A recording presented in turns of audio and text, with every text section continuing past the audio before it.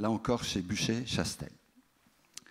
Jeunesse, talent et mouvement. C'est un autre mot-clé pour lui. Jeune ingénieur, il préfère prendre un virage à 180 degrés pour devenir libraire, puis écrivain. Le mouvement inspire ses créations. Témoin, son premier roman, L'Arbre de colère, paru l'an dernier, à la Contre-Allée, où il suit la trace des tribus semi-nomades des Premières Nations canadiennes.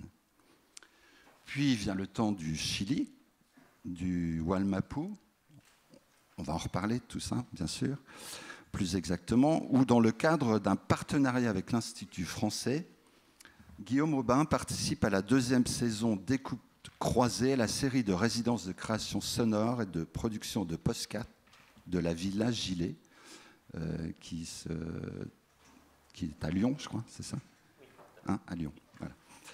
Les Mapuche, peuple originel, ne manquent pas de s'inviter. Il en sort, outre la version audio déjà citée des podcasts, il en sortira Journal d'Araucanie, un écrivain au pays Mapuche. Il n'est pas encore sorti, je crois. Le podcast est en ligne, mais voilà, c'était un travail de terrain au Chili, puisque je travaille sur la conquête du territoire mapuche au 19e siècle, ce qu'on appelle la pacification de la Araucanía. On va en parler. Donc, voilà. Bastien Sepúlveda, alors au-delà de ton parcours, ton nom chante également en moi, en tant que lecteur passionné des écrits de Luis Sepúlveda. Mais il n'y a pas de filiation, sinon celle du nom. Mais l'esprit est, semble-t-il, un peu similaire dans la démarche. Alors, tu pourras réagir après sur ce que je dis, parce que ce que je dis n'est pas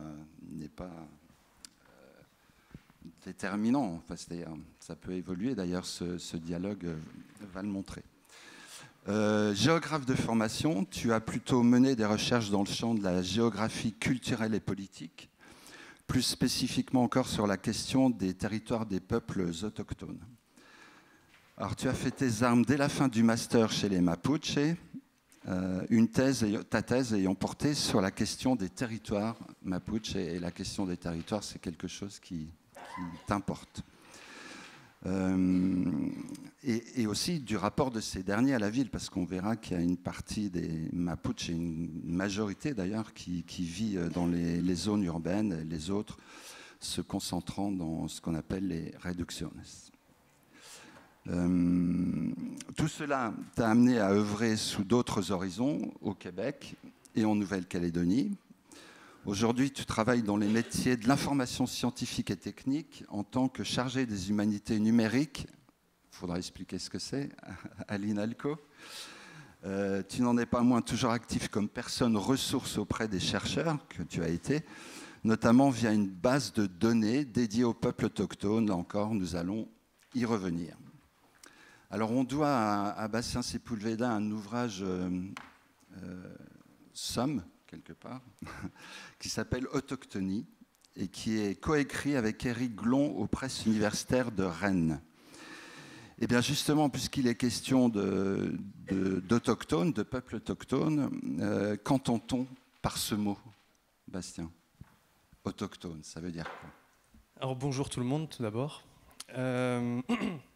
Alors oui, ça c'est une grande question. Qu'entend-on par autochtone? Si on se réfère à l'étymologie du terme, en grec, autochtone, ça vient de auto, propre à, ekton, qui est la terre. Donc autochtone, c'est quelque chose ou quelqu'un qui est propre à une terre, qui est originaire d'une terre spécifique.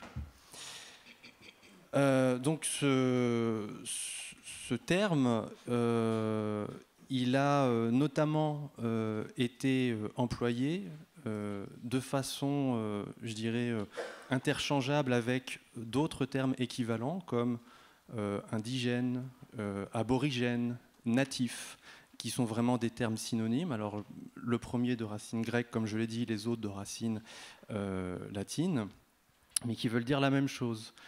Originaire d'un lieu qui est propre à un lieu spécifique et déterminé.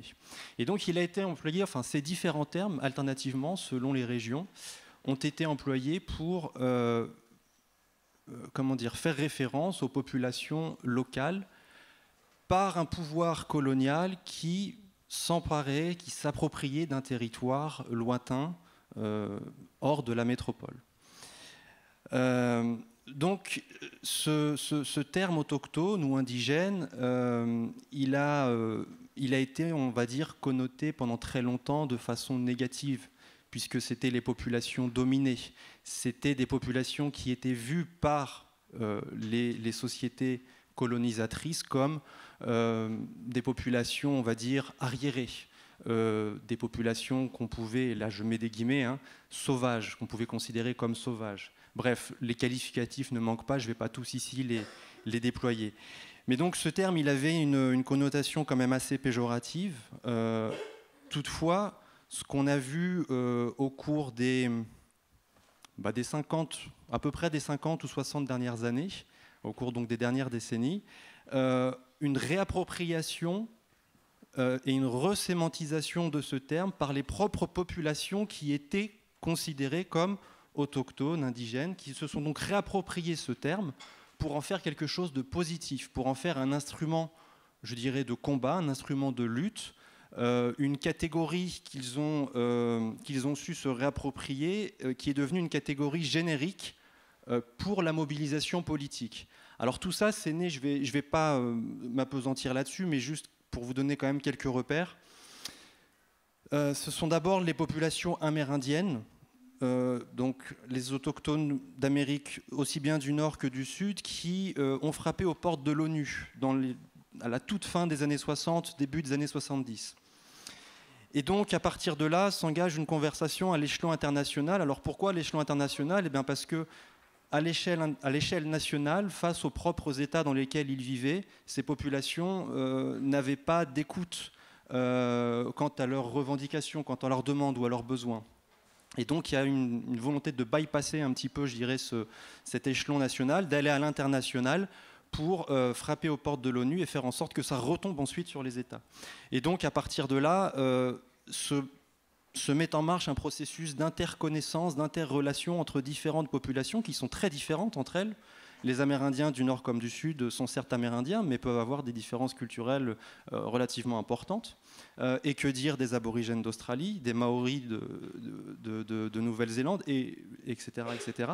Mais donc ce qui est intéressant, c'est que y a un creuset là qui va se mettre en place d'échanges entre des populations très différentes qui vont cependant s'interconnecter par cette catégorie politique générique qui est celle de peuple autochtone, revendiquée comme quelque chose de positif. Et à partir de là vont émerger tout un tas d'instruments à l'échelon international. Alors je ne vais pas tous les détailler ici, mais dès les années 70... Sinon on peut lire l'ouvrage. Effectivement, c'est détaillé dans l'ouvrage. C'est intéressant parce qu'en fait, ces différents instruments qui vont être mis en place sont des instruments qui mettent en avant les droits des peuples autochtones, ce que les États doivent leur reconnaître de par leur qualité de peuple autochtone. Mais il n'y a pas forcément de définition figée de l'autochtonie dans ces différents textes et instruments internationaux. Mais il y a quand même 4 éléments, et je terminerai là-dessus pour redonner la parole et la faire tourner. Je termine juste là-dessus. Donc il y a quand même 4 éléments qui reviennent et qui seront vraiment les éléments à retenir quand on parle de peuple autochtone. On parle donc de populations qui sont originaires d'un territoire spécifique bien déterminé. On parle de populations qui ont été conquises sur ces territoires, c'est-à-dire qui ont été colonisées. Leur territoire leur a été en grande partie usurpé. On parle de populations qui aujourd'hui, 3e élément, sont dans des situations de marginalisation ou marginalité, je ne sais pas comment dire, sociale, politique, économique, donc en situation de minorité, je dirais, pas forcément démographique, mais minorité sur le plan du pouvoir. Et 4e élément, ce sont des populations qui revendiquent une identité propre, distincte de la société dominante dans laquelle ils évoluent. Alors merci pour ce préambule très documenté. Juste une petite question à Guillaume. Dans un des podcasts, j'ai cru lire qu'un de vos contacts cible 3 types de groupes autochtones. les assimiler, ceux qui, comme les Mapuches, ont maintenu leur indépendance mais ont évolué parallèlement aux Espagnols via les contacts, et puis ceux qui sont restés intacts dans des poches d'archaïsme, les isolés en fait. C'est bien ça ce qu'on vous a dit? En fait, c'est un historien que j'ai rencontré au Chili, à qui je demandais est-ce que on peut comparer la conquête du territoire mapuche du 19e siècle à la conquête de l'Ouest des États-Unis. Et lui, il m'a répondu en faisant référence à un livre qui s'appelle Le livre noir du colonialisme, ou le chapitre sur l'Amérique latine, a priori, mais je ne l'ai pas encore lu, il faudrait que je vérifie cette info, parle de ces trois types de contacts et de groupes autochtones en fonction de leur histoire. Et donc il m'a répondu en me disant la grande différence, c'est que les Mapuches au Chili ont été en contact très tôt avec les colonisateurs espagnols, et ensuite, pendant 3 siècles, jusqu'à l'indépendance du Chili, ont eu des relations économiques, politiques, et donc n'étaient pas un groupe isolé, contrairement au peuple des Grandes Plaines américaines, qui étaient plus isolés de la société coloniale. Donc, direction le Chili, puisque c'est le thème du jour, où vivent plusieurs peuples autochtones. On va se concentrer sur les Mapuches, que vous connaissez bien, mais il y a aussi les Aymara au nord, les Atacamenos, les Diaguitas, les Changos, les Chonos, et d'autres encore qui sont plus petits en population, mais qui existent et qui ont survécu aussi à tous les perturbations, tous les changements de l'histoire. Alors, nous allons centrer notre propos, je le disais, sur les Mapuches, qui, moi, me ravit, puisque je vais quand même le dire. Enfin, il se trouve que j'ai fait plusieurs grands reportages sur cette question des Mapuches, et qu'à un moment donné, j'ai ressenti le besoin de m'immerger dans une communauté dont le nom, d'ailleurs, évoque bien ce que sont les Mapuches, et enfin, en tout cas, tout le romantisme qu'il y a autour d'eux. Le nom de la communauté, c'était Pilian Pilae, là où les esprits s'amusent. Alors j'espère qu'on va se divertir tout en apprenant aujourd'hui, sachant que la question est tout de même sensible, mais mérite qu'on s'y intéresse. J'ai d'ailleurs, je poursuis un peu ma publicité, j'ai écrit un livre, Mapuche est fier de l'être. Voilà. Vous pourrez le trouver... j'en rajoute, au Salon du Livre, comme vos ouvrages, enfin ton ouvrage. Voilà. Alors la première question s'adresse à vous deux. Comment, on va poser le décor, comment avez-vous été amené à côtoyer, voire étudier ce peuple, même s'ils n'aiment pas trop ce mot-là, étudier, ils n'aiment pas trop, ils préfèrent le terme échanger. C'est aussi dans leur philosophie de vie, l'échange, la parole, la transmission. Alors, Guillaume Aubin, on va commencer par vous. Vous évoquiez l'histoire du 19e siècle, c'est quelque chose qui vous tient à cœur En fait, donc j'ai écrit un premier roman qui se passe au Canada, à la fin du 15e, 16e, enfin qui est inspiré de cette époque, parce que ce n'est pas un roman totalement historique, il y a une part de fiction, qui s'appelle L'Arbre de colère. Et entre 2018 et 2019, je suis parti 1 an vivre au Chili avec un permis vacances-travail. Donc c'était plutôt un voyage pour moi, un voyage de vie, parce que j'avais besoin de changement dans ma vie, on va dire. Et là, évidemment, j'ai été assez vite sensibilisé à la question, ou attiré par la question mapuche et par le territoire de l'Araucanie, qui est le territoire ancestral, enfin une partie du territoire ancestral mapuche. Et donc, j'ai eu envie de faire des volontariats dans des familles mapuche du Sud. Donc, c'est là-bas que j'ai passé quelques mois et que j'ai commencé à vraiment lire des livres sur l'histoire mapuche. Donc c'est comme ça, c'est un petit peu à la fois par ma trajectoire personnelle et ma trajectoire d'écriture. D'accord. Bastien, les circonstances de l'approche des Mapuches, il y a une thèse qui a été faite sur eux, donc ça se passe comment? Le déclencheur? Alors, la première, on va dire, ma rencontre avec les Mapuches, elle date de 2003, donc ça commence à remonter maintenant, quand j'y pense, 20 ans. 2003, c'est une année durant laquelle je me rends au Chili pour passer un an dans le cadre de mes études. J'étais étudiant en géographie, jeune étudiant à l'époque, en licence. Et donc j'ai eu envie de faire un an dans ce pays parce que, comme Claude le mentionnait, mon nom de famille résonne un petit peu. Alors donc pour pas qu'il y ait d'ambiguïté, effectivement, Luis Sepulveda, je ne fais pas partie de sa famille. On me pose souvent la question. Mais donc voilà, ce nom de famille, c'est un nom de famille qui est très courant au Chili. Donc j'ai une partie de ma famille, toute ma famille paternelle qui est chilienne. Donc moi, je suis allé passer cette année au Chili dans ce cadre-là. Et c'est-à-dire dans le cadre des études et parce que j'avais bien entendu cette envie très personnelle de passer du temps avec ma famille, de connaître ce pays qui était celui de mon père. Et donc je me retrouve un an immergé dans cette réalité chilienne et là je découvre qu'il y a des Mapuches qui existent. J'en avais jamais entendu parler au préalable. Et ce que je découvre m'interpelle énormément parce qu'en fait je rencontre un racisme très très fort à l'encontre des Mapuches par la société chilienne, y compris au sein de ma propre famille, des discours parfois haineux contre les Mapuches. Et moi, je me demande, mais pourquoi cette haine et qui sont-ils ces Mapuches ? Pourquoi est-ce qu'il y a ce problème, cette friction, cette tension forte entre la société dominante chilienne et cette société Mapuche ? D'où viennent les Mapuches ? Quelle est leur histoire ? Et quelle est l'histoire de ce pays en définitive ? Parce que quand on s'intéresse au Chili, du coup, on est obligé quelque part de s'intéresser aux peuples autochtones et plus spécifiquement en ce qui me concerne aux Mapuche, puisque ma famille est originaire de cette grande région qu'est le territoire Mapuche historique.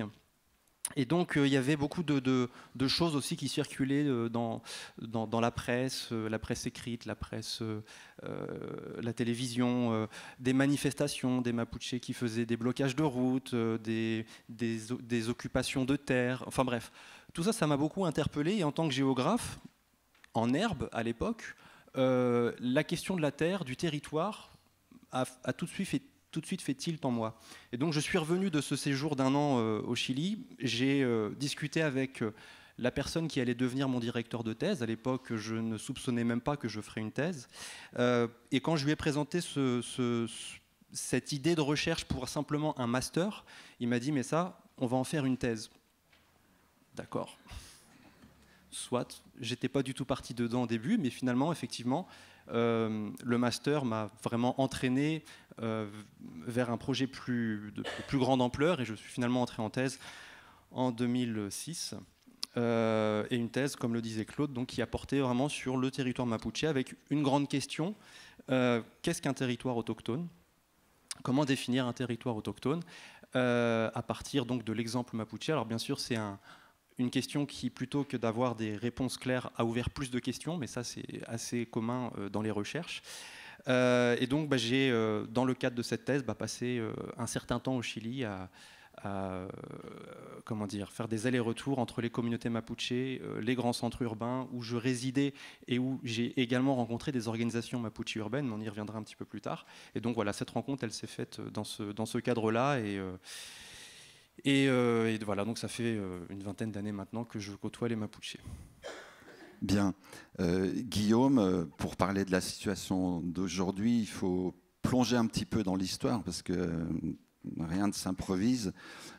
L'histoire des Mapuche est assez éloquente. Ils ont résisté aux Incas, ils ont résisté aux conquistadors. Puis un jour, tout bascule. On peut évoquer en quelques mots, plusieurs, cette situation, ce moment de bascule. 19e. Ouais. Un des premiers livres que j'ai lu sur l'histoire mapuche, ça y est, j'ai mangé le nom de l'auteur. C'est un livre écrit par un journaliste, Pedro Cayuqueo, qui est assez grand public. Il commence son livre en disant, en général, au Chili, quand on parle de la question mapuche, on a tendance à dire le conflit mapuche, c'est les Espagnols qui l'ont commencé.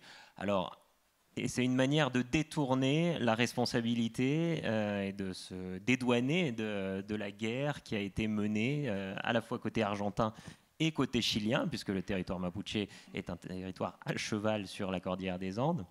le Wild Mapu, donc c'est le nom du territoire ancestral en Mapudungun.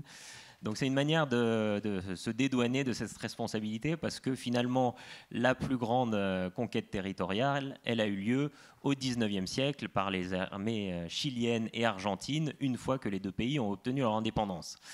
Alors oui, il y a eu les Incas avaient déjà essayé de conquérir ce territoire, mais le territoire allait, si je dis pas de bêtises, jusqu'à Santiago. On voit jusqu'à Santiago des noms de lieux d'origine mapuche.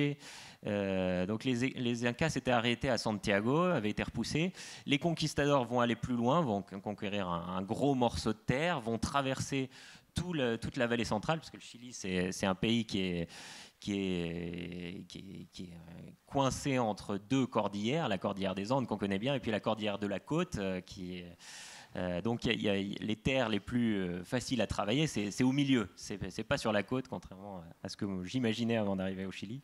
Donc c'est ce qu'on appelle la vallée centrale. Donc les Espagnols ont traversé toute cette vallée centrale, sont descendus jusqu'à l'entrée de jusqu'à l'île de Chiloé, donc des centaines de kilomètres plus au sud. Et puis les Mapuches donc il y a eu une période un peu trouble, et puis il y a eu des Mapuches qui se sont fédérés et qui ont réussi à repousser l'envahisseur espagnol, à détruire des villes et à récupérer une grande partie du territoire qui avait été traversé par les Espagnols. Et donc pour finir par aboutir sur un traité de paix qu'on appelle le traité de Quillín, où la couronne espagnole reconnaît de fait la frontière entre la couronne espagnole et le territoire mapuche indépendant. Et cette frontière, c'est le Rio Biobío au nord. Et donc, voilà, il y a eu une reconnaissance très tôt de l'indépendance du territoire mapuche. Alors évidemment il y a eu des heurts, ça n'a pas été une période de paix pendant 2 siècles et demi. Il y a eu des incursions d'un côté et de l'autre. Les Espagnols au début allaient souvent chercher de la main d'œuvre, donc j'ai entendu dans une émission, c'était un territoire d'esclaves, c'est-à-dire qu'on allait faire des raids en territoire mapuche pour prendre des esclaves et les ramener en territoire dans la couronne. Donc c'était pas une période totalement pacifique, mais progressivement, quand même, ça s'est pacifié et les relations se sont normalisées. Il y a eu énormément d'échanges commerciaux et des parlements entre les Mapuches et les Espagnols de plus en plus complexes, de plus en plus lourds d'une certaine manière, qui pouvaient durer des jours, voire des semaines, où il fallait traiter avec l'intégralité des autorités mapuches, puisque la société mapuche étant une société horizontale, on y reviendra peut-être plus tard, mais il n'y a pas un chef. Et c'est ça un des arguments qui est souvent utilisé pour parler de la résistance des Mapuches, contrairement aux Incas qui avaient une hiérarchie très forte. Les Mapuches ont une autonomie à l'échelle presque familiale, on va dire, du territoire, mais sont capables de se fédérer dans la lutte. Et donc, alors, on va passer peut-être à la bascule là, du 19e aux bandes armées qui accompagnent la colonisation, en fait. Parce qu'il faut spolier les Mapuches de leurs terres. C'est la première étape de ce qui va perdurer ensuite avec l'arrivée au pouvoir de Pinochet. Oui, il y a un changement d'état d'esprit, c'est-à-dire au XIXe siècle. Alors, bon, les Mapuches avec la révolution industrielle et un changement dans la philosophie, il y a cette lutte contre le barbare et le sauvage qui devient très très importante. Et donc au nom de la civilisation, on va reprendre la conquête du territoire mapuche. Donc ça va se dérouler au Chili, on appelle ça la pacification de la Araucanía.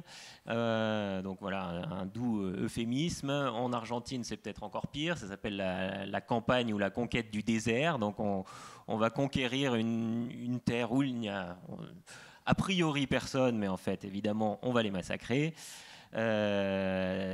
Donc ça se passe dans la deuxième moitié du 19e siècle. Et au Chili, on va aboutir à la mise en reducciones, donc une sorte de réserve. Et on estime que 90 à 95% du territoire a été usurpé à ce moment-là.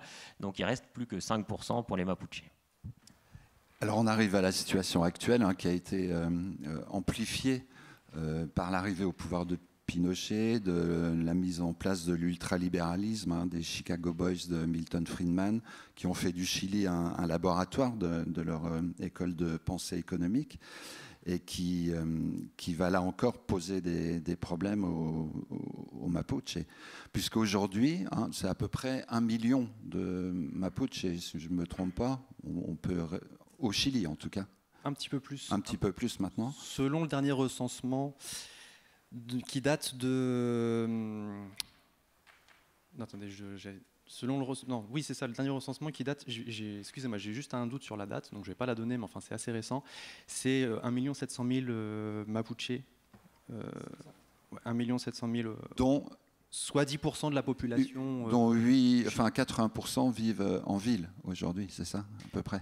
Alors, c'est toujours difficile à estimer. Enfin, c'est bien des estimations.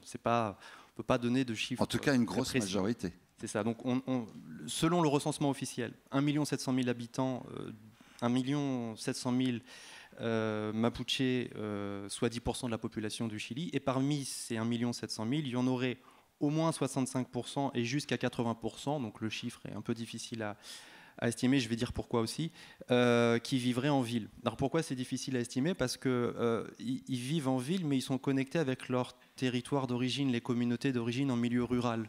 Et disons qu'il y a des va-et-vient constants, c'est-à-dire que ce sont des individus qui sont officiellement qualifiés d'urbains, mais dans les faits, ils sont urbains et ruraux en même temps. Donc cette catégorie d'urbains, elle est problématique. Donc comment chiffrer, comment classifier ces populations qui sont en fait très mobiles?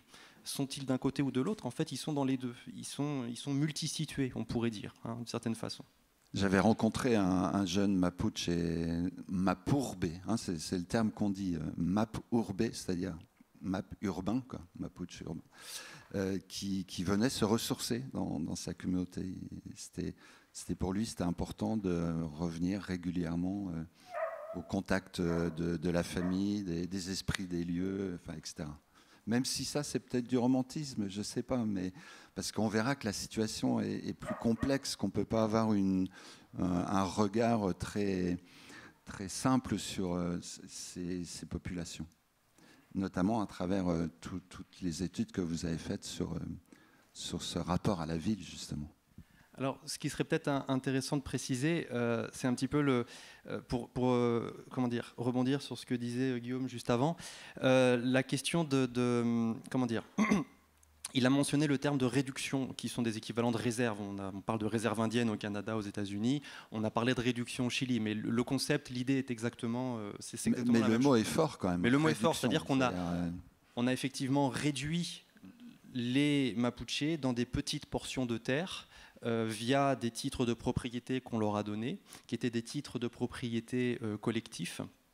Et donc, effectivement, Guillaume a précisé, en 5%, c'est 500 000 hectares environ qui ont été distribués, répartis en un peu plus de 3 000 titres de propriété aux Mapuches. Donc, en fait, on est passé d'un grand territoire que les Mapuches contrôlaient, sur le plan politique, à des petites portions, des petites parcelles complètement dispersées ici et là, une sorte de confetti territorial, on pourrait dire. Et donc, ce qui s'est passé, c'est que mécaniquement, la terre a très vite manqué, puisque déjà, il y a beaucoup de familles qui n'ont pas pu bénéficier, entre guillemets, de l'attribution de titres de propriété, donc ils se sont retrouvés squatteurs de leur terre ancestrale. Celles qui ont eu la chance, entre guillemets la chance, d'avoir un titre de propriété, le nombre d'hectares par personne était trop peu. Donc assez rapidement, en fait, la migration s'est offerte d'une certaine façon comme une possibilité de contrecarrer cette situation où, n'ayant pas assez de terre, ne pouvant pas cultiver en quantité suffisante pour nourrir toute la famille, il fallait partir.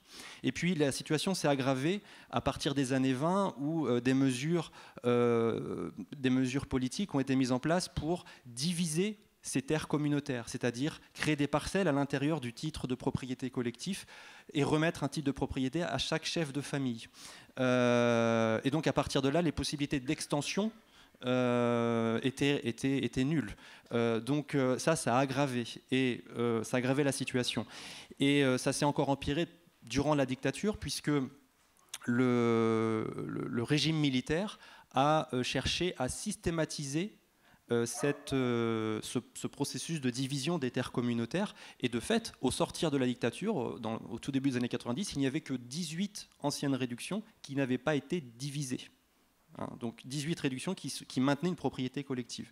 Et en plus de ça, Claude mentionnait l'ultralibéralisme, je pense que vous avez déjà entendu parler de ça déjà dans la journée hier, ce terme-là. Mais effectivement, ce qui s'est passé en territoire mapuche en particulier, c'est que la région a été orientée sur le plan économique pour la production forestière. Et donc à partir de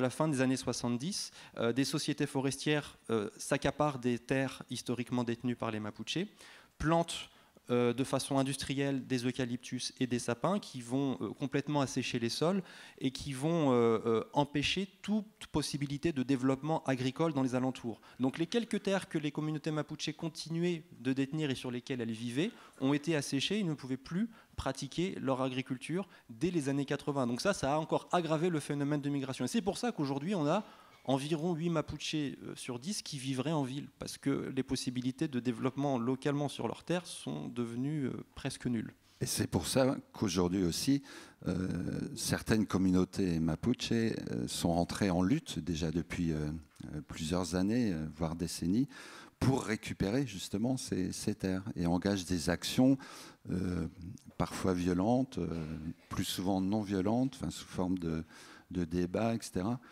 pour récupérer ces terres. Même s'il y a eu mort d'homme, puisque en réponse, la répression est assez forte.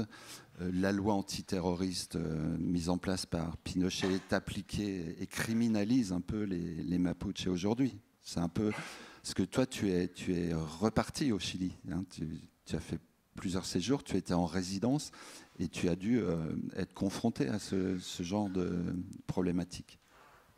Oui, alors j'ai pas été directement témoin de conflits, mais oui, il y a un certain nombre d'actions, parfois directes, pour reprendre des terres. C'est souvent à des entreprises forestières, donc ça peut se manifester par des camions, des équipements des entreprises qui sont brûlés, par des arbres qui sont coupés et le bois qui est volé, etc. Donc maintenant, il y a tout un...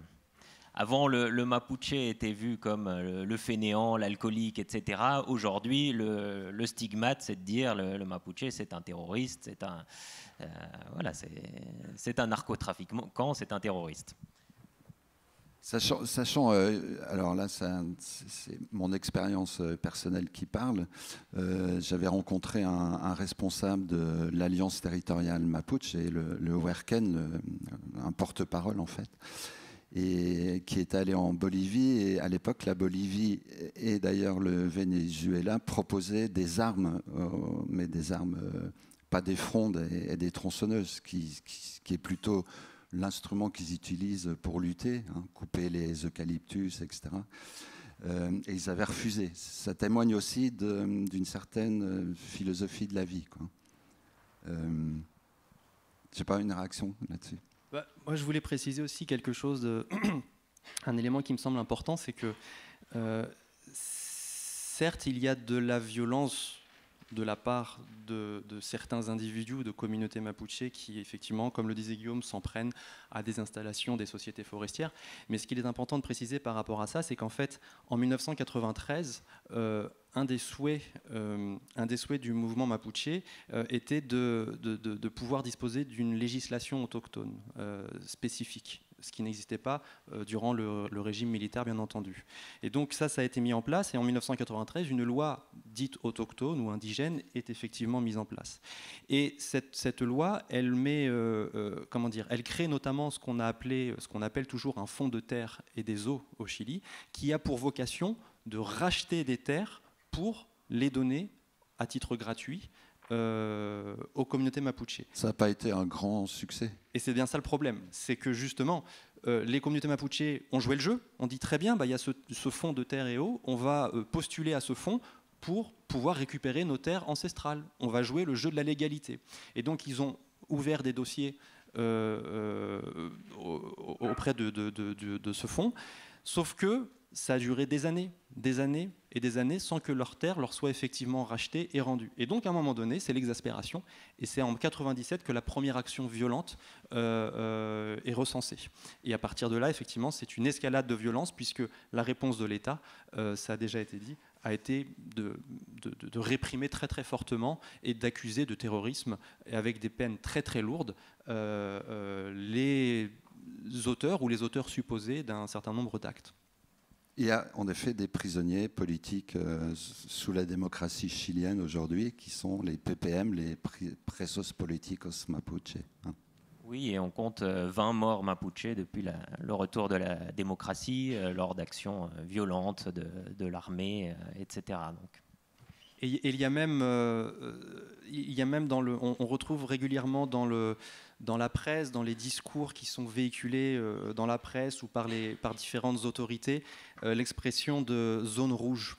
C'est la zone rouge du conflit mapuche. Donc c'est vraiment, on crée un imaginaire en quelque sorte, de Mapuche dangereux, d'une zone de non-droit, d'une zone où il est dangereux de se rendre, pour un petit peu exclure, on va dire, une partie de la société mapuche du reste de la société chilienne, hein, et donner une image très très négative d'eux.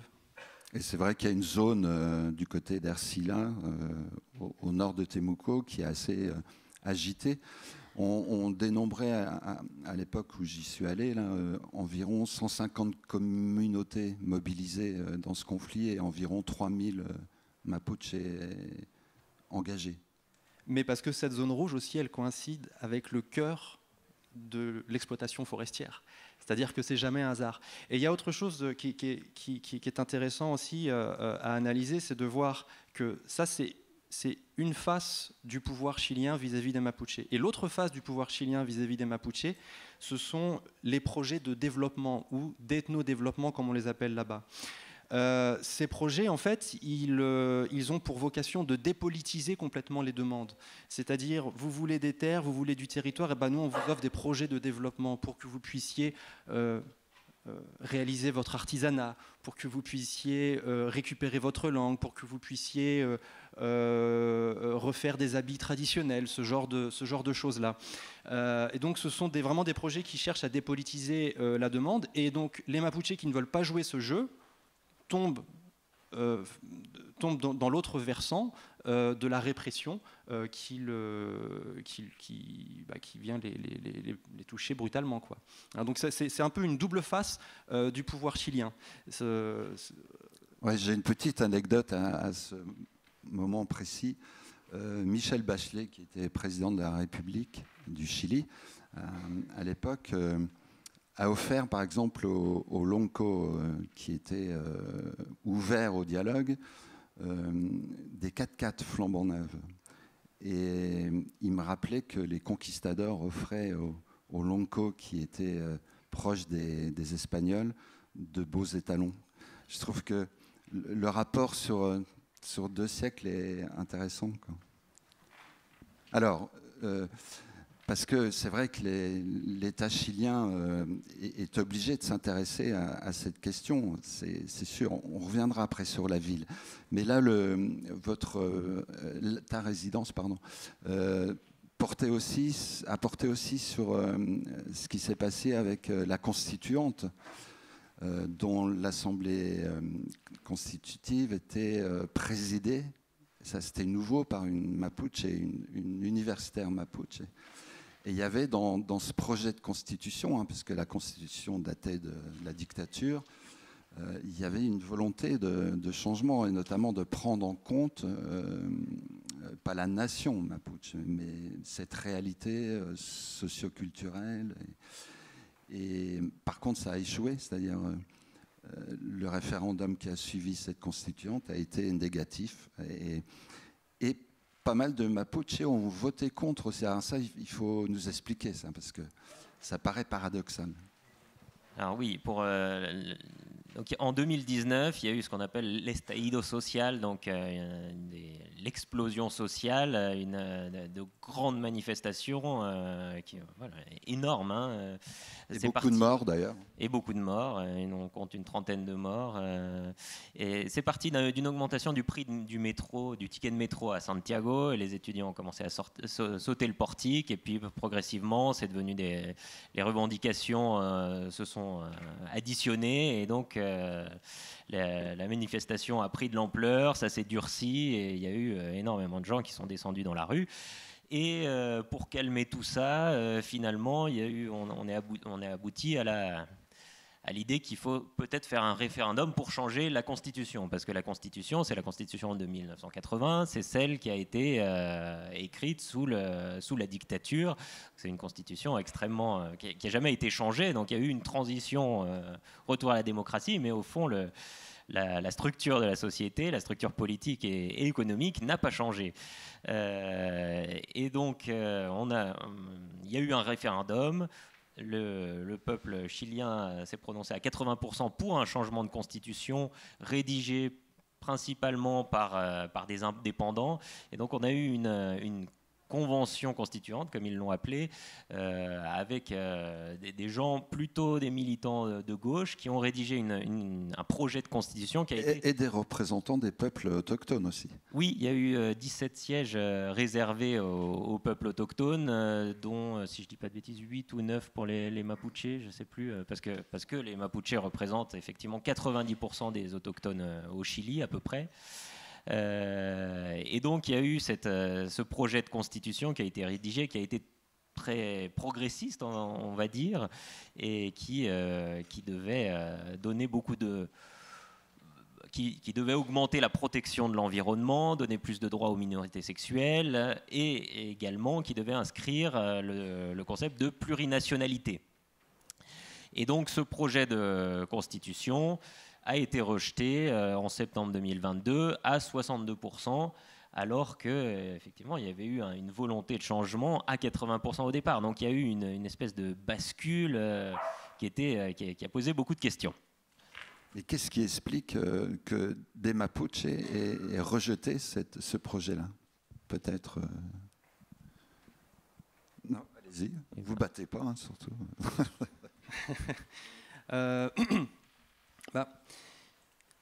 Là, il y a quelque chose d'important à saisir qui est de ne pas prendre la société mapuche comme un bloc, ou un bloc monolithique d'une part et un bloc uni d'autre part. Faut bien concevoir en fait que quand on parle de plurinationalité, on se place dans un champ lexical et intellectuel que les dirigeants des organisations politiques mapuche, bien entendu, non seulement comprennent, mais revendiquent. Donc c'est quelque chose qui leur tient à cœur.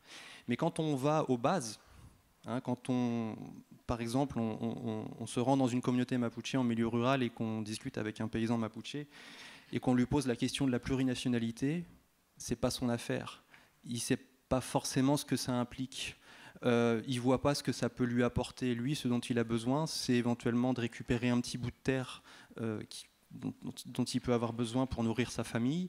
C'est ce genre de choses, c'est ce genre de préoccupations qu'il va avoir. Et donc, ces grandes discussions sur la plurinationalité, le multiculturalisme, etc., ça ne fait pas forcément écho. Donc, ça, c'est une chose. Une deuxième chose qui vient se greffer à la première, c'est toute la campagne particulièrement agressive qui a été menée par la droite chilienne contre le projet de constitution, avec beaucoup de rumeurs, beaucoup de mensonges sur ce que cette constitution allait signifier.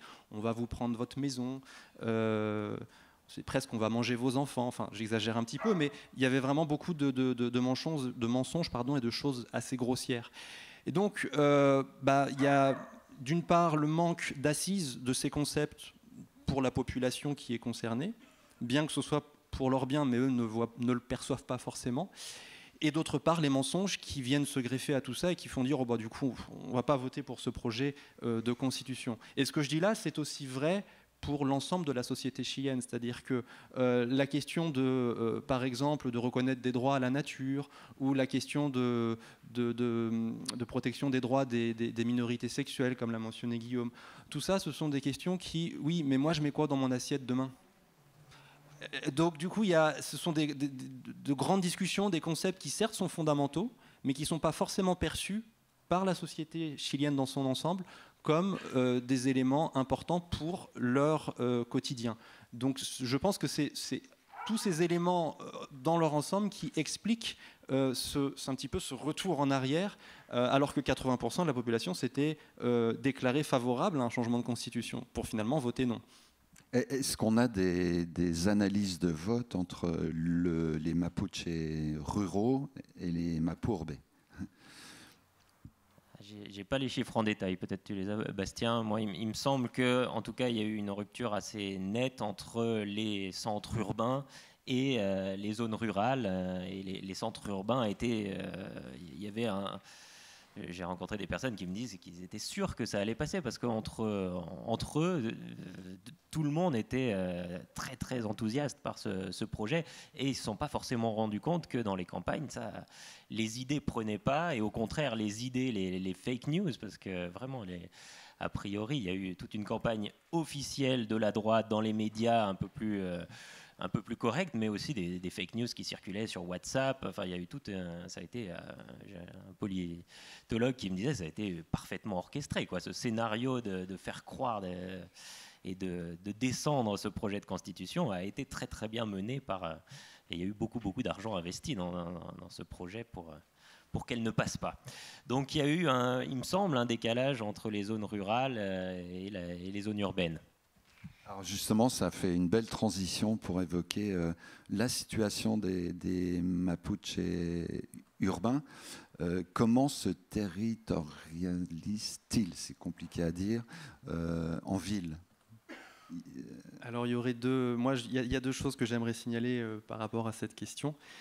La première chose, c'est la question du logement.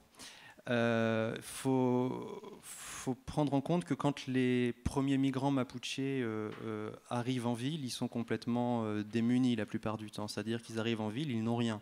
Ils n'ont pas d'endroit où aller. Donc, une des modalités de leur insertion dans le tissu urbain, ça a été les campements illégaux. Ils ont contribué, ce n'étaient pas les seuls, mais ils ont contribué en tout cas à la formation des bidonvilles dans les grandes villes chiliennes. Ce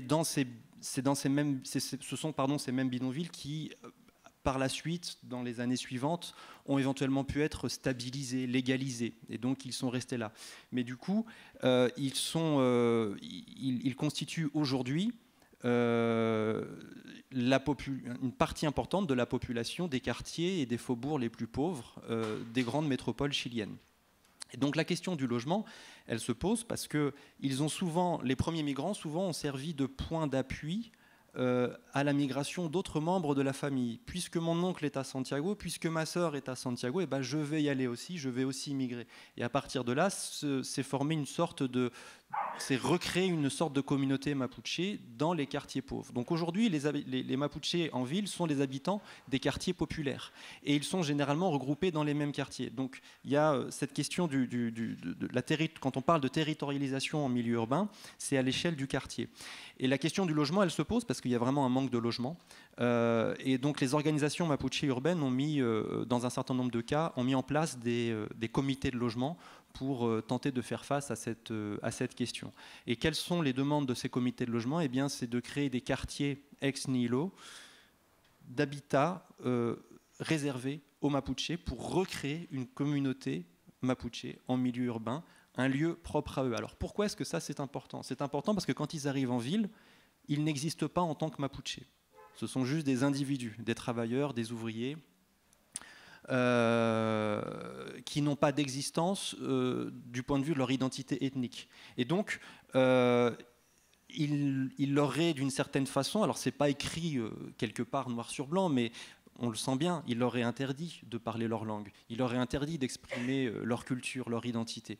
Et donc tout ça, bien entendu, ça va générer des frustrations et un mal-être qui les amènent aujourd'hui à revendiquer donc la création de ces quartiers pour dire nous voulons vivre entre nous, non pas pour nous renfermer vis-à-vis du reste de la société, mais pour pouvoir exprimer notre identité et la partager au sein de la communauté mapuche urbaine. Donc cette question, elle est très très forte. C'est vraiment, je dirais, le premier point focal. Et le deuxième point, qui est en lien avec ça, c'est la création, la volonté de recréer des espaces collectifs en milieu urbain via la récupération de sites historiques, puisque les villes chiliennes ont été fondées en grande partie en territoire mapuche. Santiago est une ville qui est fondée sur le territoire mapuche historique.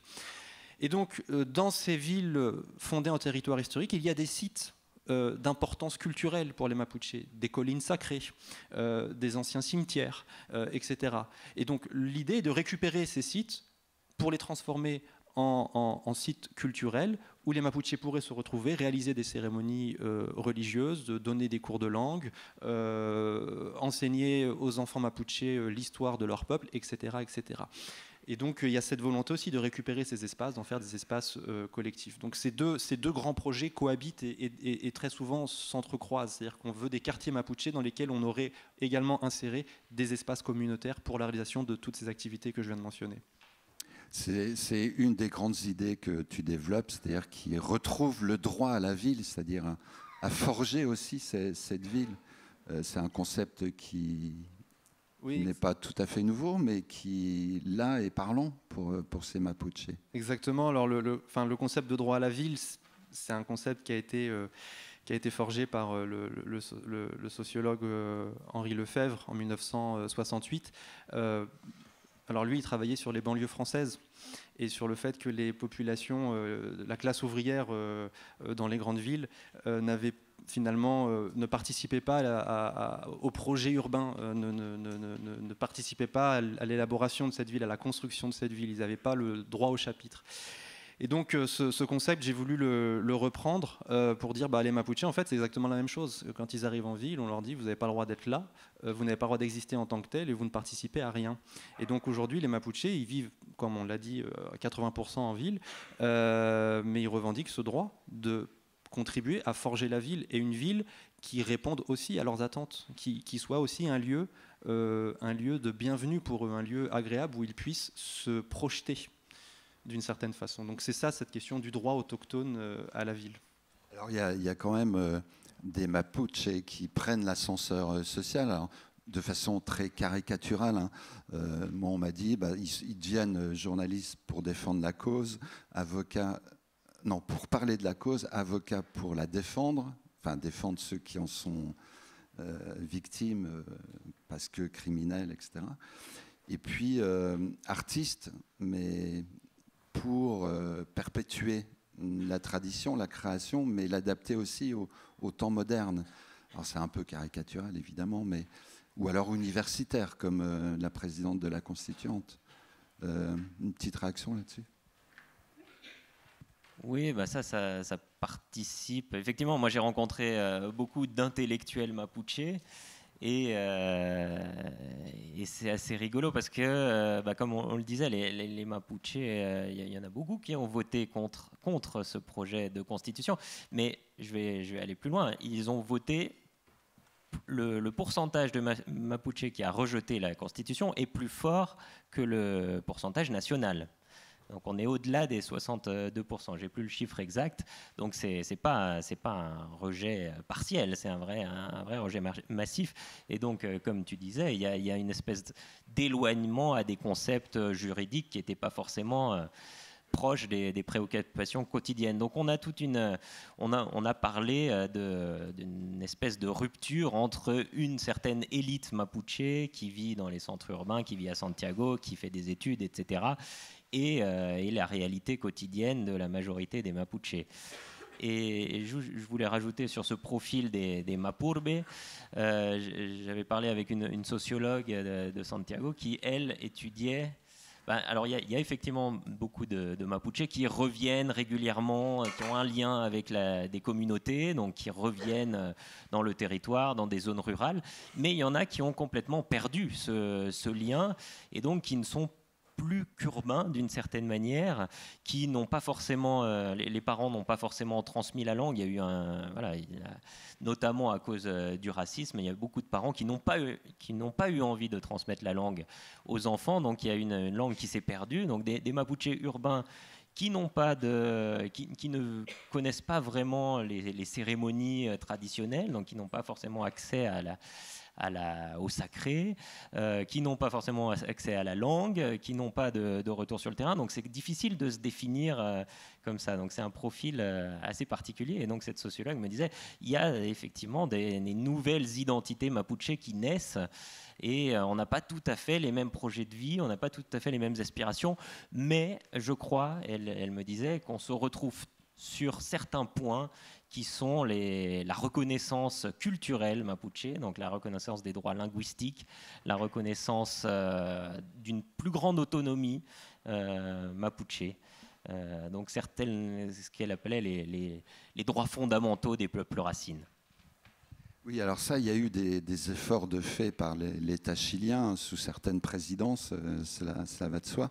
Je pense notamment aux hôpitaux à Nueva Imperial. Il y a un hôpital classique, on va dire, et il y a une aile qui est dédiée à la médecine traditionnelle. Et j'avais rencontré une machi qui était médecin d'origine et qui œuvrait dans les deux ailes, dans l'aile contemporaine, on va dire, et puis dans l'aile traditionnelle. Donc ça, c'est des petits pas qui sont faits petit à petit. Idem pour l'enseignement du Mapudungun, sauf que il y a peu de moyens qui sont donnés, et c'est souvent des Mapuches qui sont obligés de s'investir bénévolement pour perpétuer la langue. C'est 10% à peu près des Mapuches, un peu plus, quoi.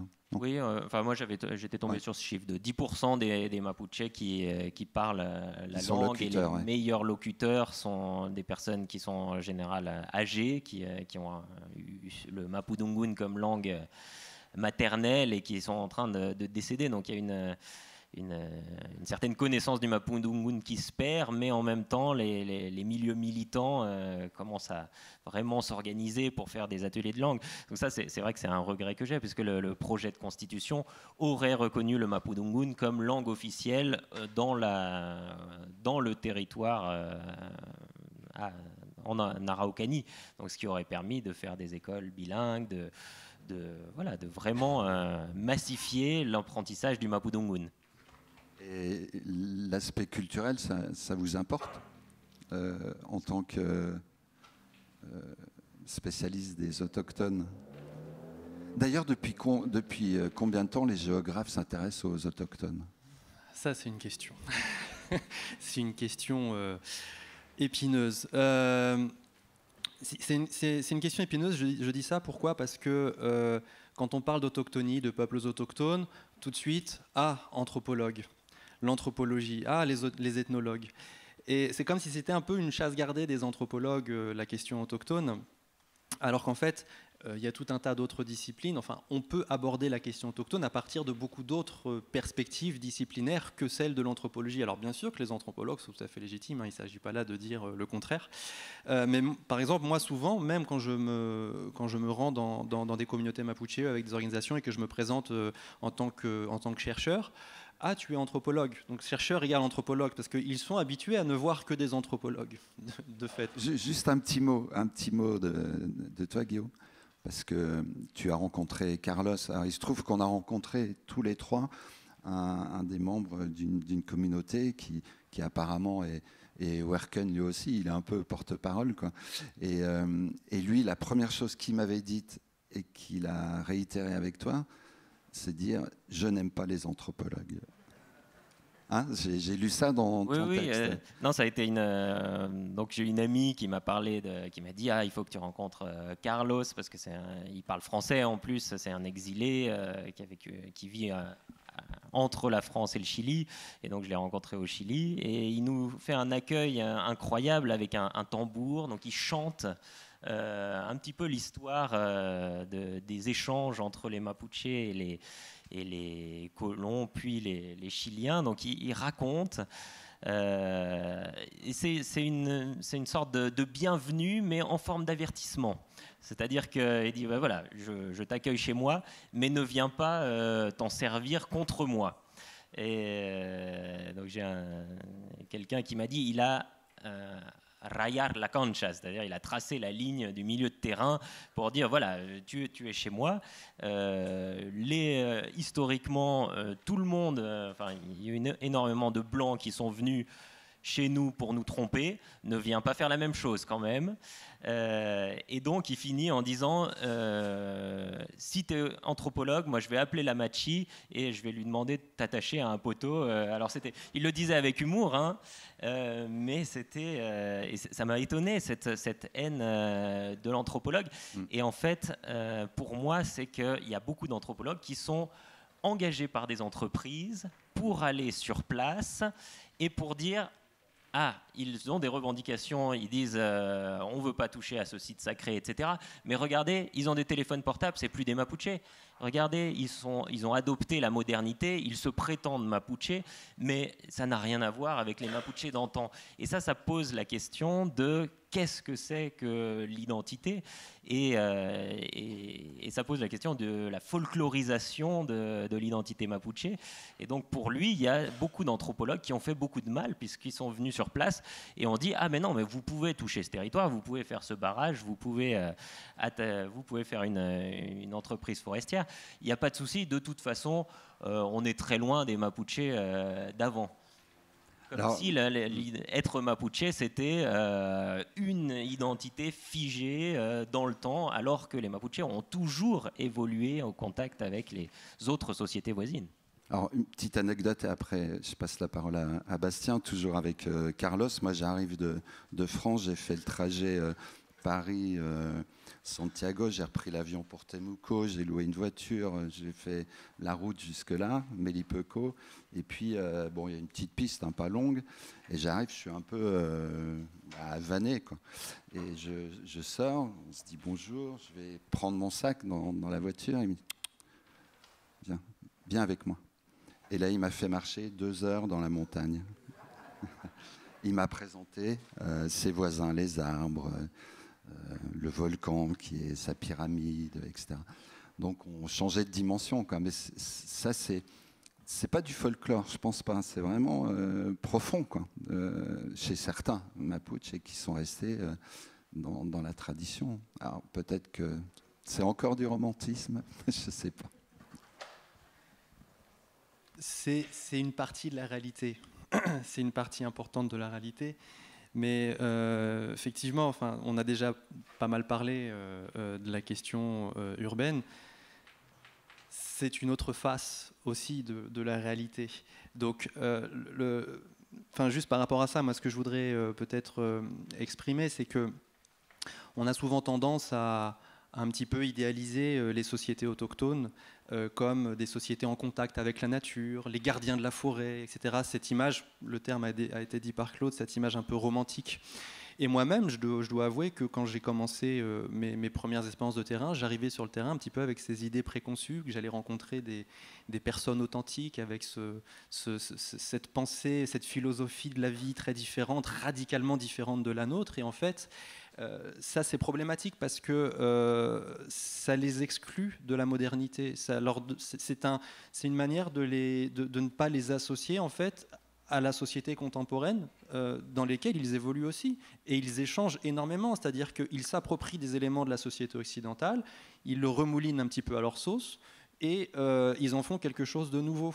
Et donc, ils ne sont pas congelés dans le temps. C'est un petit peu ça l'idée que moi, j'essaierais plutôt de mettre en avant. C'est effectivement, Guillaume a aussi mentionné, oui, ils ont des téléphones portables, et ils sont encore plus connectés que nous à WhatsApp, à Twitter et à tout ce que vous voulez. Ils communiquent énormément par ce biais-là. Et donc ça, c'est juste un exemple d'une multitude de choses qu'on pourrait mentionner qui les inscrit pleinement dans la modernité et les associe au fonctionnement de nos sociétés contemporaines. Hein. Ils ne sont pas, comme je le disais, congelés dans le temps. Donc c'est plutôt cette chose-là que je voulais, moi, peut-être... D'ailleurs, c'est intéressant parce que tu milites pour ce que tu appelles la co-construction de la recherche avec les peuples autochtones. C'est-à-dire qu'ils aient, quelque part, pas un droit de regard, mais qu'ils aient participé à ça. Enfin, même un droit de regard. Oui, au moins, à minima, un droit de regard, effectivement. Alors, en fait... je vais rebondir un peu sur ce que disait Guillaume juste avant aussi. Il y a effectivement des anthropologues ou des chercheurs, on va dire plus généralement, qui font du mal par leurs actions, parce qu'ils travaillent pour des grandes sociétés minières, des sociétés forestières, et donc ils viennent là avec un but qui n'est pas simplement un but de recherche. Donc ça, c'est une réalité. Mais il y a aussi surtout des chercheurs qui, en fait...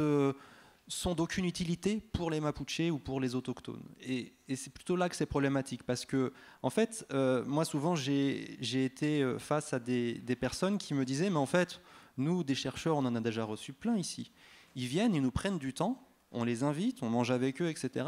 Et après quoi, ils s'en vont, ils écrivent leurs livres, leurs articles, on les revoit jamais, et ça nous a servi à quoi de passer ce temps avec eux?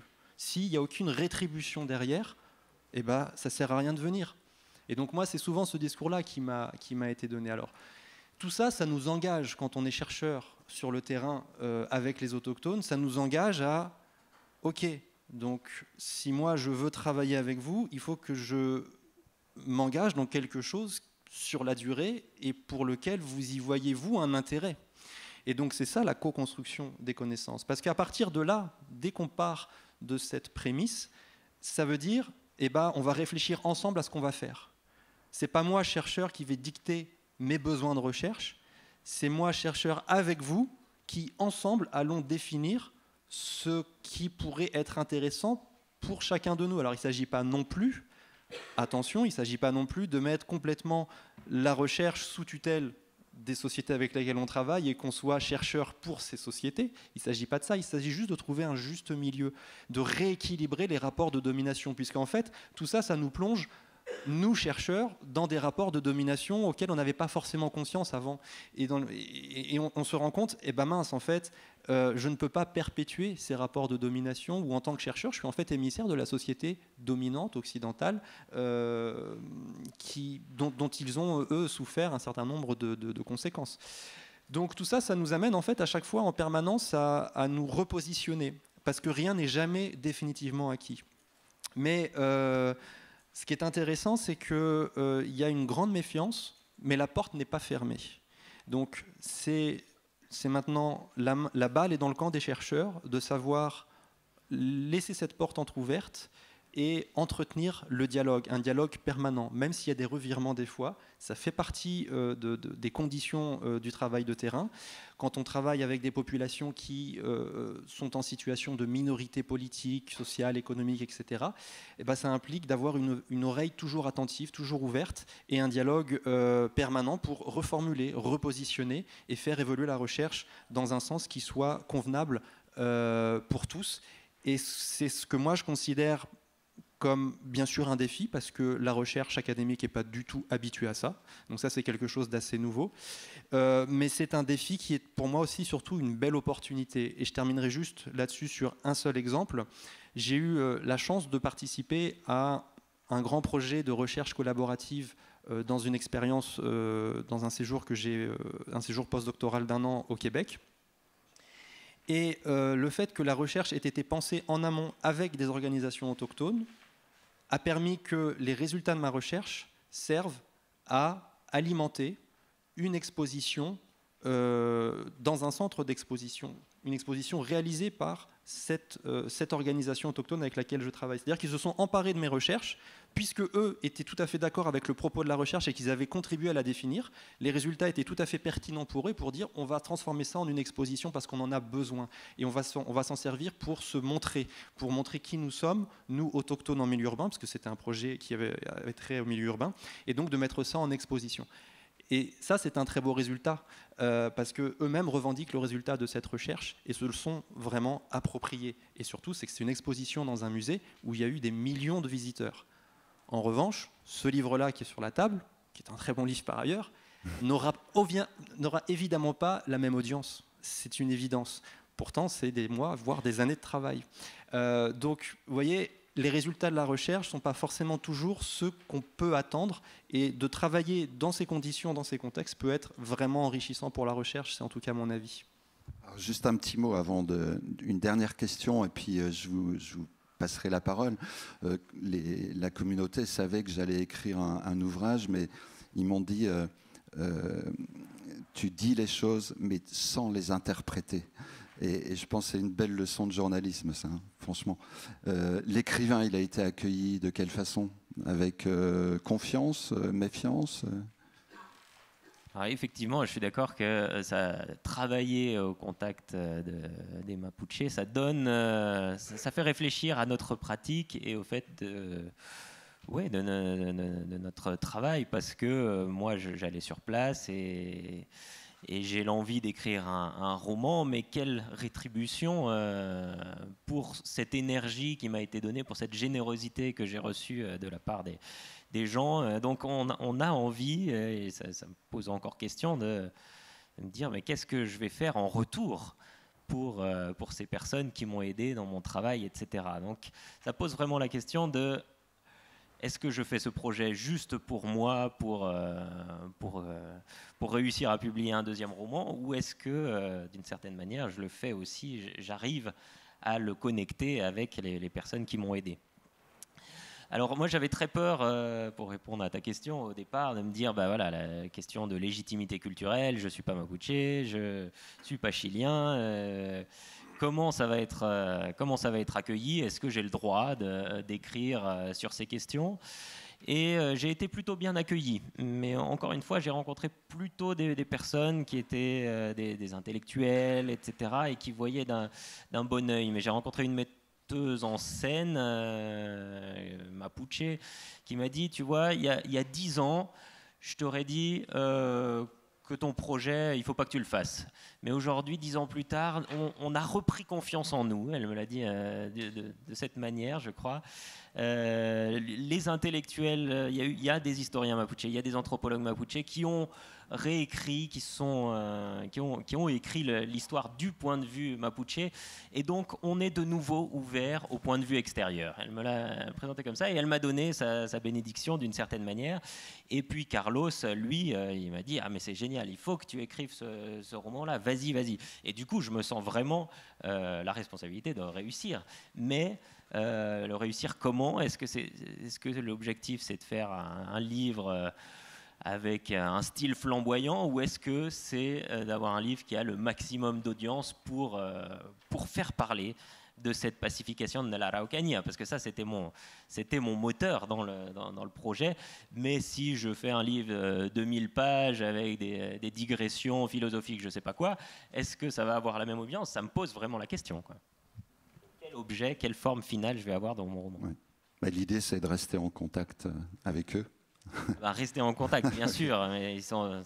Je vous dis ça parce que il y a quelques mois, je reçois un mail, parce qu'ils ont effectivement tous les outils nécessaires, même si ça ne fonctionne pas toujours très bien, et qui me demande de les aider parce qu'ils luttent pour sauver une cascade sacrée qui était menacée par un petit projet de centrale hydroélectrique.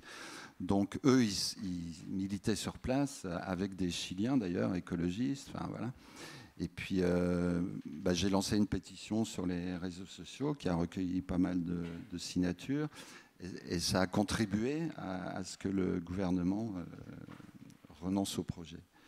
Alors je ne dis pas que c'est la pétition qui a permis ça, mais ça a été une suite de cette fabuleuse aventure qui transforme aussi.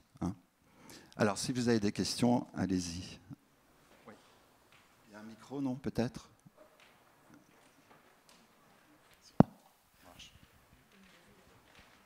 Marie Penny Bastien, Penny Guillaume, Penny Claudio. Oui. Marie Chantumay, Katin Kevarikum. Merci beaucoup pour votre présentation, pour votre intervention. Je vous ai parlé en Mapudungun. Oui. Pour insister, vous l'avez dit, sur la langue et l'importance de la subsistance et l'importance d'une langue, puisqu'une langue, c'est une façon unique de voir le monde.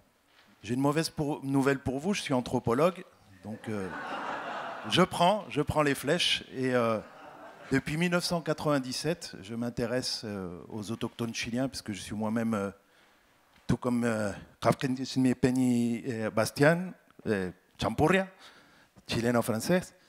Et je me suis intéressé dès 1997, depuis le laboratoire d'anthropologie de Lyon 2, au Mapuche tout d'abord, et j'ai absolument trouvé ce que vous dites, c'est-à-dire que j'ai trouvé, ça pullulait d'anthropologues, locaux ou non, qui travaillaient pour des intérêts plus ou moins clairs, et j'ai vite renoncé à mon projet de recherche sur les Mapuches au Chili, et je me suis penché sur une population nomade, donc du sud du Chili, qui sont les Kawashkar.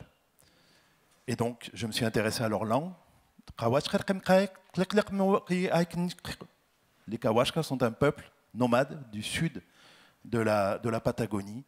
Et j'insiste sur la langue, parce que, comme je l'ai dit, quand une langue disparaît, et on est en France, on sait exactement ce que ça signifie. Lorsque le breton disparaît, lorsqu'il essaye de réapparaître, c'est une vision du monde qui essaye de s'exprimer.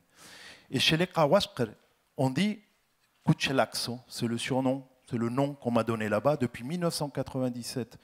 Donc j'ai passé d'abord un an là-bas, sur l'île de Wellington, donc le nom d'un explorateur bien sûr anglais, à Puerto Eden, le port de l'Éden, avec ce qu'on appelait à l'époque les 6 derniers Kawashkar qui essayaient finalement, tant bien que mal, de récupérer quelques bribes de leur culture et de leur langue. Vous avez parlé des Mapuches et tu as parlé, Bastien, de la notion d'autochtonie.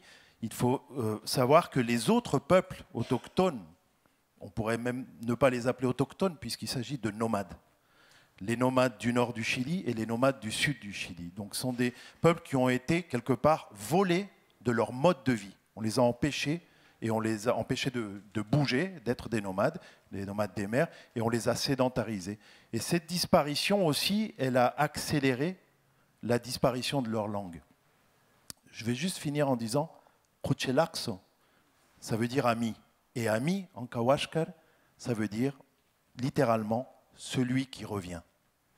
Donc insister sur ce que nous disait notre cher Lévi-Strauss, qui nous disait la famille indigène est composée du père, de la mère, des enfants, des grands-parents et de l'anthropologue. Donc pensez toujours que la recherche et notre présence sur le terrain modifient toujours aussi les conditions de la recherche. Ce n'est pas un hasard si 3 personnes comme vous êtes tombées sur le même pivot, indicateur, informateur. Merci pour ce retour à l'équilibre.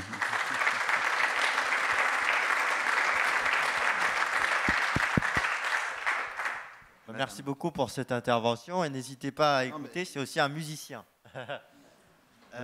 J'aimerais bien avoir le micro puisqu'elle demande le micro depuis un petit moment, la dame. Voilà. Et puis après, on reviendra, mais pas de souci. Voilà, donc je suis géographe, mais un grand merci de vos propos parce que ça m'a beaucoup éclairé. En 2006, je suis géographe, j'aime beaucoup l'Amérique latine, j'ai beaucoup de contacts en Amérique latine. Je passe une semaine à Temuco, dans une famille d'origine française, des Basques, et j'ai un choc. D'abord, je n'avais jamais entendu parler des Mapuches. Bon, j'ai eu honte, mais enfin... Et je suis tombée dans une famille avec, très démocratique, si je peux dire. Ils se réjouissaient, 2006, de l'arrivée de Michel Bachelet, et ils tenaient des propos sur les Mapuches. J'avais honte. Parce que c'était des propos purement racistes, d'un mépris total. Les Mapuches étaient présents au marché de Temuco. Alors là, il fallait surtout pas s'approcher et leur acheter quoi que ce soit. On a tenu à aller passer une journée dans la forêt des Araucarias.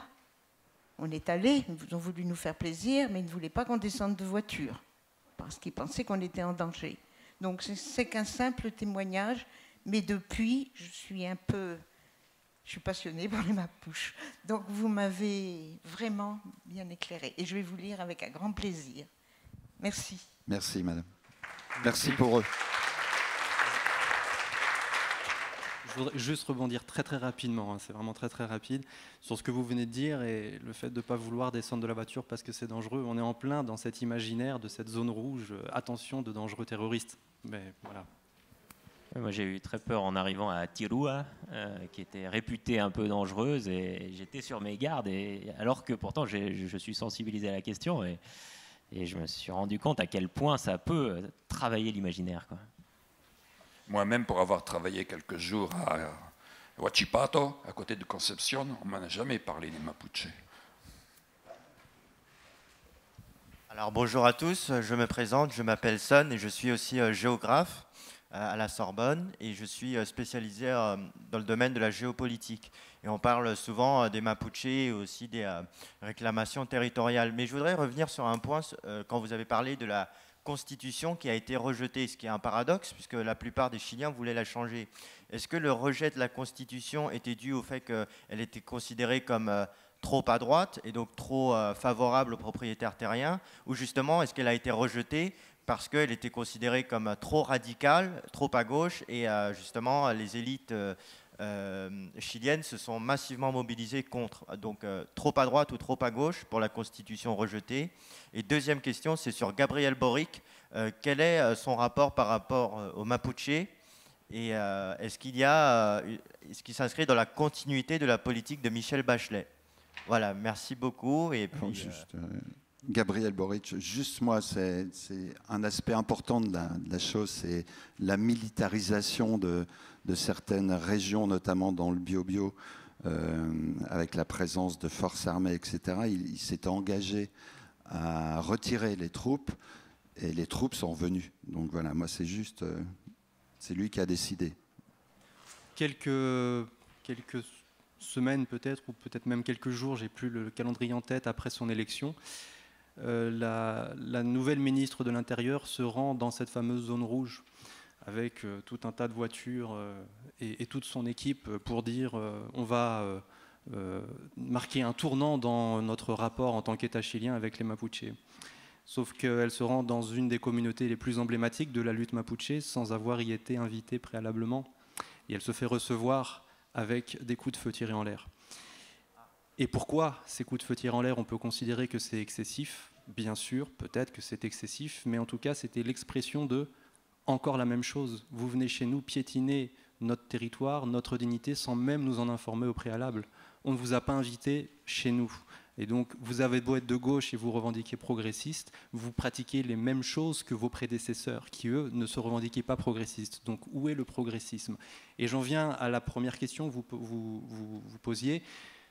J'opte pour, personnellement, la deuxième option, c'est-à-dire que c'était un projet de constitution qui, moi, je pense, était extrêmement progressiste, peut-être trop progressiste pour une société chilienne qui n'était a priori pas prête à un revirement de situation aussi important, un virage aussi fort. Et donc, les peurs ont pris le pas. On l'a mentionné un petit peu tout à l'heure, hein, au niveau médiatique, il y a eu beaucoup de choses qui ont été faites par la droite pour faire peur et faire dire que ce projet de constitution, il était très dangereux, il n'allait pas amener des bonnes choses pour vous, dans votre foyer, dans votre vie quotidienne. Donc Gabriel Boric était plutôt sur une aile gauche modérée, comme Bachelet, et justement les Mapuches sont plus radicaux que Boric, c'est pour ça que le projet n'a pas abouti.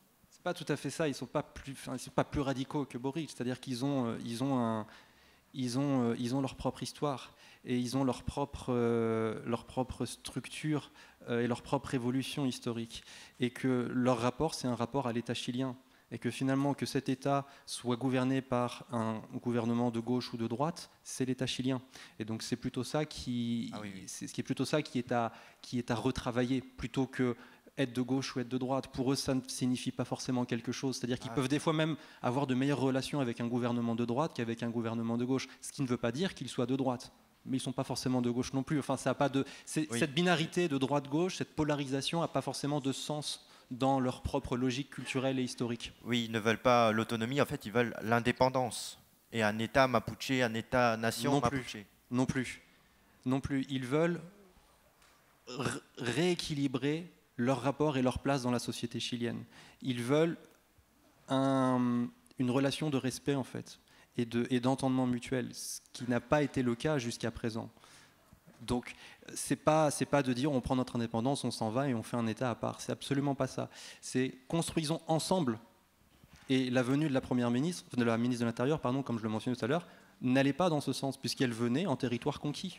Elle venait pas pour co-construire, elle venait pas de manière concertée avec eux. Et c'est ça que eux disent. Nous, ce que nous voulons, c'est que ce soit concerté. Travaillons ensemble, main dans la main. Guillaume, une petite intervention. Oui, y a la question de... L'institution en général est très très mal vue, qu'elle soit de droite ou de gauche.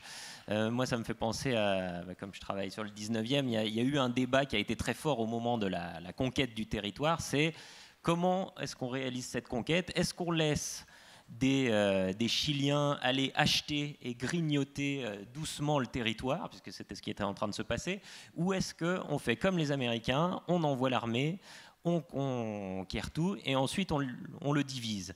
Donc est-ce qu'on laisse d'abord le capital s'infiltrer ou est-ce que c'est l'État qui prend l'intégralité du territoire? C'est finalement cette deuxième option qui l'a emporté. Mais donc on voit dans cette histoire que finalement le capital et les partisans d'une solution plutôt étatique ont œuvré main dans la main contre les Mapuches, contre le territoire Mapuche. Et donc, oui, qu'on ait un État de gauche ou de droite, de toute façon, l'État est aussi l'ennemi, comme les entreprises.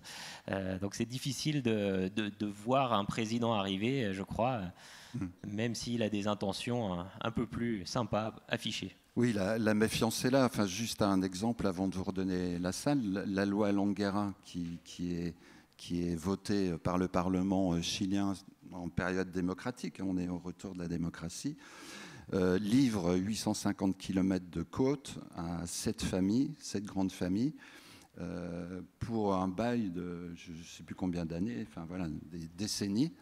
Et donc tous les petits pêcheurs mapuche, ou chiliens d'ailleurs, sont obligés aujourd'hui de payer le droit pour aller pêcher, quoi. Et ça, c'est 2012. Donc voilà, c'est aussi cette méfiance qui s'établit à travers des décisions qui sont bien entendu dommageables pour eux, quoi. Bien sûr. Moi, j'aurais une question. J'aurais une question concernant l'accès aux ressources de manière assez générale sur le territoire chilien. Vous avez mentionné environ 80% donc selon le recensement officiel, hein, bien sûr, d'habitants urbains. Est-ce que pour les 20% restants présents dans les espaces ruraux, on observe une concentration des Mapuches et des peuples autochtones en général, hein, j'entends au Chili, dans des zones particulièrement vulnérables, que ce soit au feu de forêt par exemple, ou à proximité de zones d'extraction du lithium ou de différents minerais? Et pour ce qui est de la vie dans les espaces urbains, donc vous avez dit qu'ils se concentraient dans des quartiers essentiellement d'habitat précaire, hein, et ou spontanés. Est-ce qu'on observe en fait une volonté des différentes autorités chiliennes pour favoriser un accès, par exemple, à l'électricité, à l'eau, au réseau d'assainissement dans ces quartiers spontanés, dans les autres quartiers spontanés, prioritairement à ces quartiers de minorité. Je ne sais pas si ma question est claire. Oui, tout à fait. Oui. Sur la première question, je vais être très bref. Et je vous inviterai à aller à une table ronde qui aura cet après-midi à 13h, qui va vraiment parler des questions de biodiversité et de développement minier. Faut juste, le seul élément que je développerai ici un tout petit peu, c'est que les droits d'accès à l'eau sont décorrélés du droit foncier au Chili. Et que donc on peut avoir le bénéfice ou l'usufruit d'une terre en tant que propriétaire, mais pas forcément les droits de l'eau qui coule, soit de manière externe ou de manière souterraine sur son terrain. Donc ça, c'est problématique. Et que donc il y a aussi, par rapport à ça, le fait que de grandes entreprises, notamment les entreprises minières dans le Nord, vont s'accaparer beaucoup de ressources en eau, qui vont laisser des communautés autochtones, notamment les Atacameños dans le nord, sans accès à l'eau. Alors, ces communautés ne sont pas forcément aux abords même des mines, mais on va dire que dans un contexte de l'Atacama, qui est quand même le désert le plus aride au monde, où toutes les ressources en eau sont captées par des grandes entreprises minières, ça pose de vrais problèmes pour les habitants locaux, qu'ils soient Atacameños d'ailleurs ou pas. Sur votre deuxième question, En fait, ce que j'ai précisé très brièvement aussi, c'est que la question de l'habitat précaire, c'est dans un premier temps, mais que pour la plupart, aujourd'hui, ces campements ont été d'une certaine façon consolidés, fortifiés et légalisés. Donc il y a eu tout un travail de connexion, de canalisation, d'accès à l'électricité, etc., qui a été mis en place. Et dans les projets de développement de logement des comités logement au sein des organisations Mapuche, bien sûr, comme il s'agit de projets qui sont financés, avec des subsides de l'État, ça inclut une connexion à tout ce qui est nécessaire en eau, en électricité, etc. Bien, je crois qu'il y a une dame qui avait une question qui n'a pas été... Voilà, et ça sera la dernière, parce qu'il est 11h, donc je vous laisse la parole. Et on fera une réponse circonstanciée.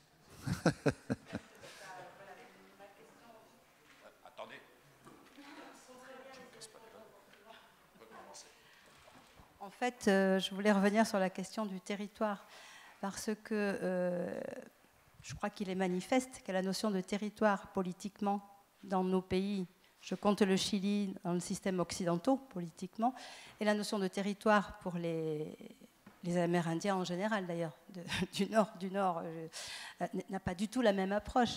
On a parlé de cette notion de collines qui sont sacrées, on a parlé de... et donc, est-ce qu'un travail... Enfin, voilà, cette approche du territoire, comment elle se fait dans une future co-construction, comment c'est abordé? Alors, en fait, votre question est tout à fait pertinente. Et en même temps, j'ai envie de dire, la question, elle est que de toute façon, les autochtones aujourd'hui, qu'ils soient Mapuche ou ailleurs dans les Amériques ou ailleurs dans le monde d'ailleurs, sont confrontés à un schéma et à une structure qui est celle de l'État. Et que donc, pour pouvoir se faire entendre, ils sont obligés de parler la langue et les concepts du colonisateur et de la société dominante. Donc il y a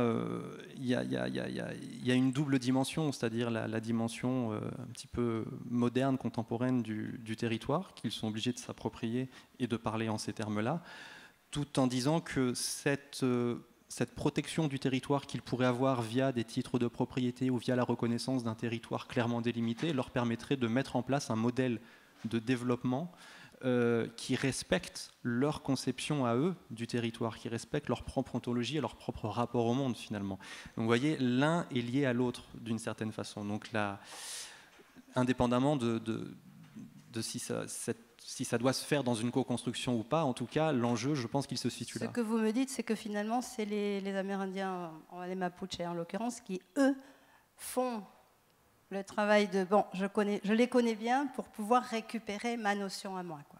Il n'y a pour l'instant aucune recherche de compréhension chez les politiques de qu'est-ce que c'est le territoire pour eux. En surface, oui. On va dire dans les discours de certaines autorités politiques, ça peut se... Enfin, je ne sais pas si vous me compléterez éventuellement s'il y a des éléments que je ne mentionne pas, mais... Oui, de façon vraiment en surface, une sorte de vernis, mais dans les textes concrets qui sont votés, qui sont des instruments de politique publique, jusqu'à aujourd'hui en tout cas, ça ne transparaît pas. Bien, eh bien on va en rester là, sachant que...